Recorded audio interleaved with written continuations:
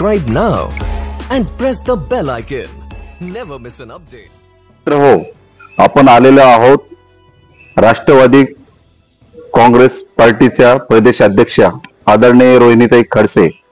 रोहिणीताई खडसे म्हटल्यानंतर आमच्या उत्तर महाराष्ट्रात एक ज्वलंत आणि बुलंद तोप असं म्हटलं जातं.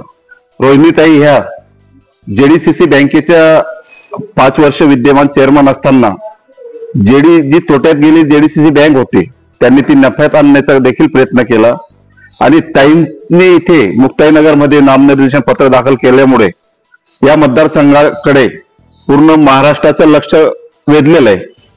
ताई, आपण ह्या मतदारसंघात नामनिर्देशन पत्र दाखल केल्यानंतर आपल्याच नावाचे रोहिणीताई खडसे वगैरे अशा नावाचे 2-3 फॉर्म आलेले होते.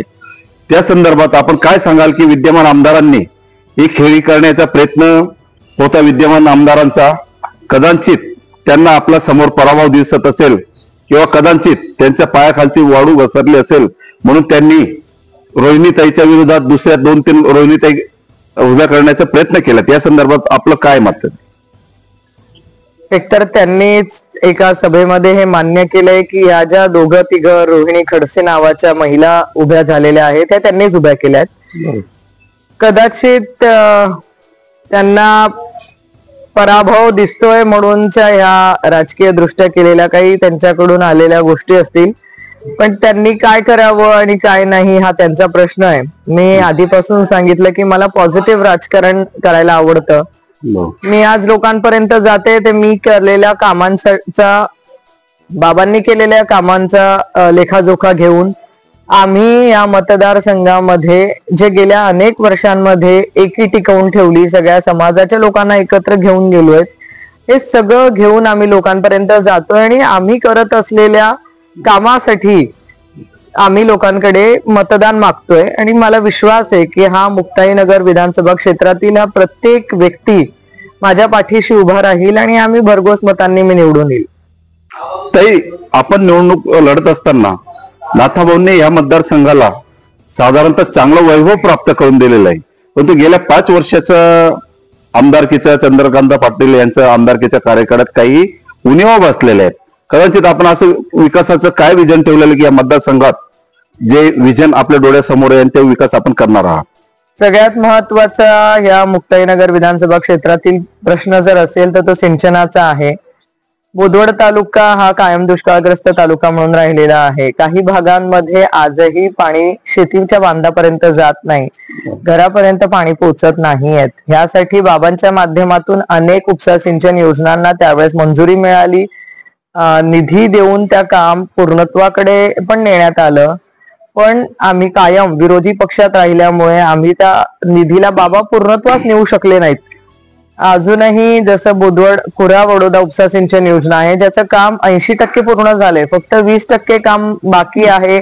पण ह्या 5 वर्षाच्या कालखंडामध्ये त्या योजनेला 1 रुपया देखील मिळाला नाही. कदाचित सत्तेमध्ये असणारे आमदार जर त्यांची इच्छाशक्ती असती की या मतदारसंघातल्या शेतकऱ्यांच्या शेतीच्या बांधापर्यंत पाणी पोहोचवायचंय तर कदाचित त्या योजनेला त्यांनी निधी आणला असता आणि ते काम पूर्णत्वास नेऊ शकले असते आणि त्या कुरा वडोदा परिसर हा सुजलाम सुफलाम होऊ शकला असता.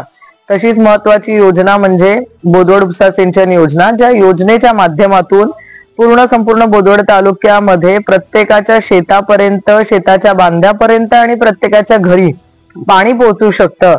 एवढी महत्वपूर्ण योजना असतानाही त्या योजनेला देखील आमदार महोदयांनी सत्तेमध्ये असताना, म्हणजे ते स्वतः आमदार, मुख्यमंत्री त्यांचेच, वरती सरकारही त्यांच्याच युती सरकारचं, त्यांनी ठरवलं असतं तर 2 ठिकाणी सरकार त्यांचंच होतं. त्यांनी निधी आणून ते काम पूर्णत्वास ते नेऊ शकले असते, पण इच्छाशक्तीची कमी किंवा एकतर लोकांच्या बेसिक प्रश्नांची त्यांना जाणीव नाही, त्याच्यामुळे ते केलं नाही.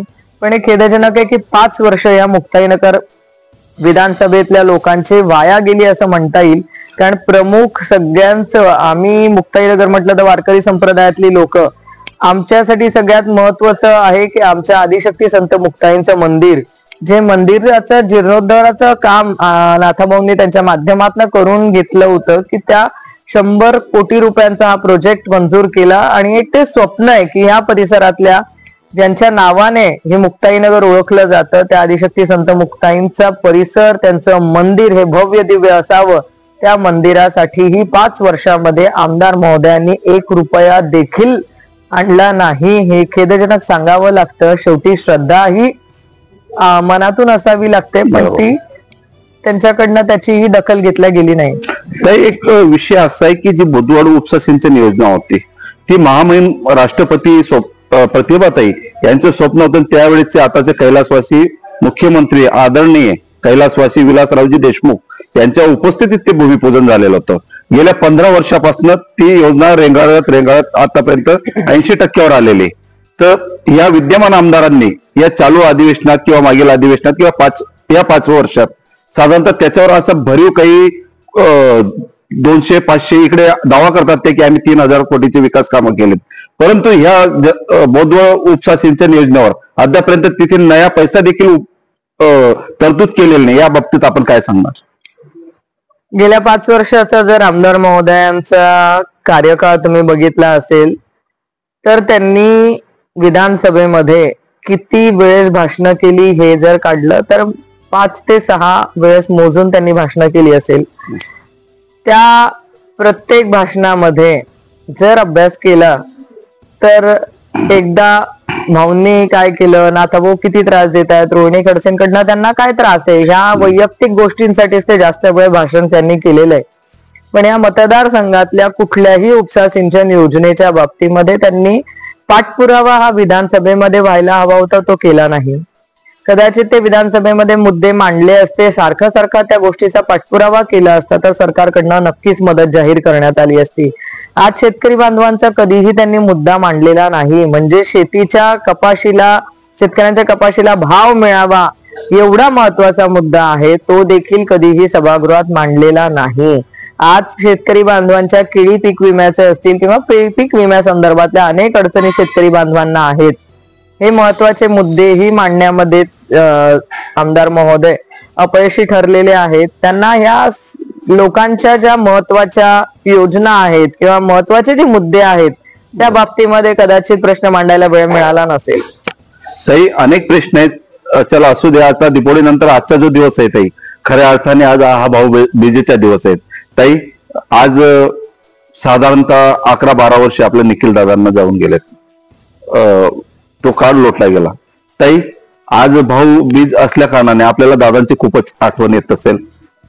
नक्की, मला काही फक्त भाऊबीज आहे म्हणून त्याची आठवण येते असं नाहीये. मला प्रत्येक क्षणी, प्रत्येक वेळेस, प्रत्येक दिवशी त्याची आठवण येते. कारण त्याचं आणि माझं जे भावनिक नातं होतं ते शेवटी आमचे एकमेकांच्या बाबतीमधलं बॉन्डिंग होतं, ते दुसरं कोणाबरोबर असूही शकत नाही. त्याची उणीव आणि त्याची कमतरता ही आयुष्यामध्ये कायम राहील.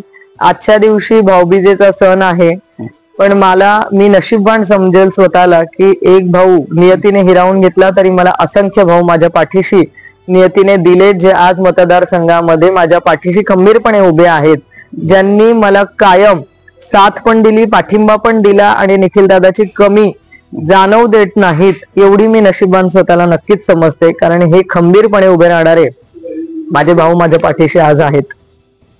ताई असू द्या, आपल्याला आमचा जळगाव जिल्हा पत्रकार संघ व सर्व इलेक्ट्रॉनिक मीडियाच्या वतीने भाऊबीजेच्या हार्दिक शुभेच्छा. आणि आपल्याला हा मतदारसंघ लवकरच भाऊबीजेचा आमदार म्हणून गिफ्ट देणार याच्यात तीळ मात्र शंका नाही.